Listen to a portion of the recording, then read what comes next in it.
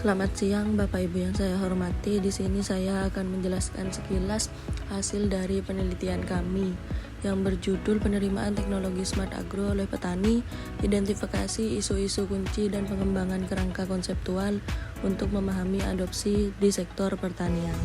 Di sini MBKM riset kami memiliki latar belakang ada 4. Yang pertama yaitu revolusi industri 4.0 telah membawa transformasi yang signifikan dalam sektor pertanian. Yang kedua, namun adanya kesenjangan antara perkembangan teknologi pertanian dengan tingkat penerapannya di lapangan, khususnya di pedesaan, membuat petani kesulitan dalam mengadopsi solusi-solusi inovatif.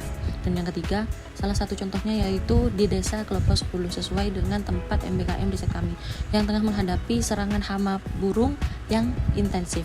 Meskipun teknologi pengusir hama berbasis mikrokontroler telah diterapkan, keberhasilannya tentu bergantung pada penerimaan petani.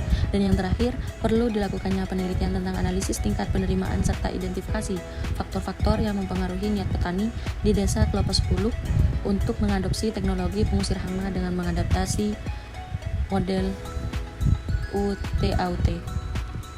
Selanjutnya, tujuan penelitian dari MBKM riset kami yaitu pertama, mengetahui tingkat penerimaan teknologi pengusir hama oleh petani di Desa Klopo 10.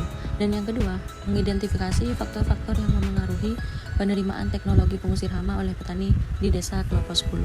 Selanjutnya yaitu hasil penelitian. Sesuai yang telah dijelaskan sebelumnya, pada penelitian ini untuk analisis datanya kami menggunakan metode PLSM. Jadi pada metode ini untuk tahapan awalnya yaitu melakukan pengujian model pengukuran atau outer model. Pada pengujian model pengukuran ini dilakukan 3 pengujian, yaitu uji validitas konvergen, kemudian uji validitas diskriminan, dan juga uji reliabilitas.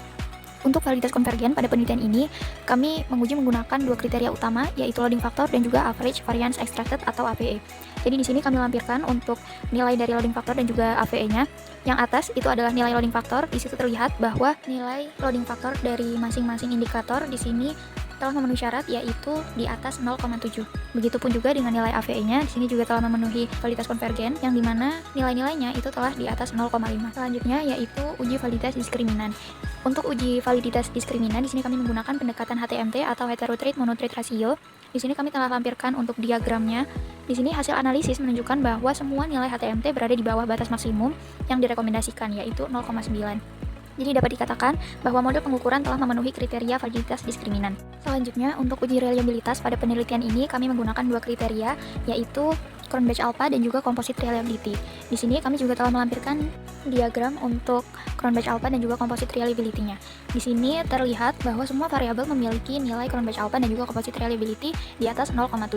Yang mana ini menunjukkan bahwa model pengukuran memiliki kestabilan yang baik serta dapat diandalkan untuk menjelaskan konstruk laten yang diukur. Setelah semua kriteria pada tahap pengujian model pengukuran atau outer model terpenuhi, maka selanjutnya dilakukan pengujian model struktural atau inner model. Untuk yang pertama, di sini kami melakukan uji R-square. Jadi untuk uji R-square ini dihitung untuk melihat proporsi varians yang dapat dijelaskan oleh variabel independen terhadap variabel dependen. Jadi di sini kami lampirkan untuk hasil uji R-square-nya.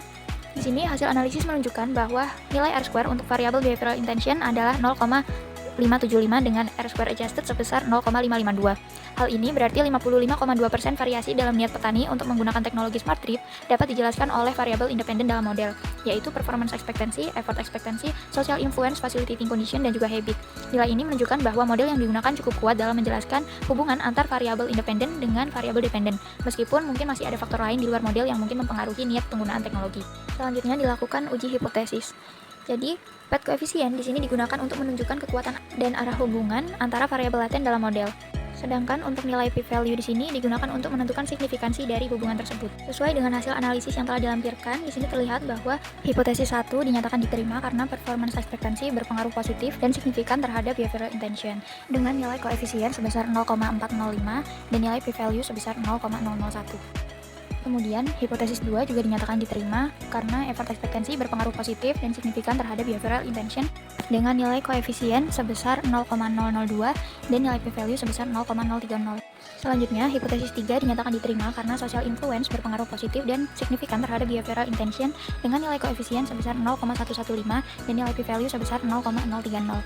Kemudian, hipotesis 4 juga dinyatakan diterima karena facilitating condition berpengaruh positif dan signifikan terhadap behavioral intention dengan nilai koefisien sebesar 0,176 dan nilai p-value sebesar 0,000. Dan yang terakhir, hipotesis 5, di sini juga dinyatakan diterima karena habit berpengaruh positif dan signifikan terhadap behavioral intention dengan nilai koefisien sebesar 0,431 dan nilai p-value sebesar 0,000. Berikut beberapa dokumentasi hasil dari penelitian yang sudah kami kerjakan. Kami ucapkan terima kasih kepada semua pihak yang terlibat.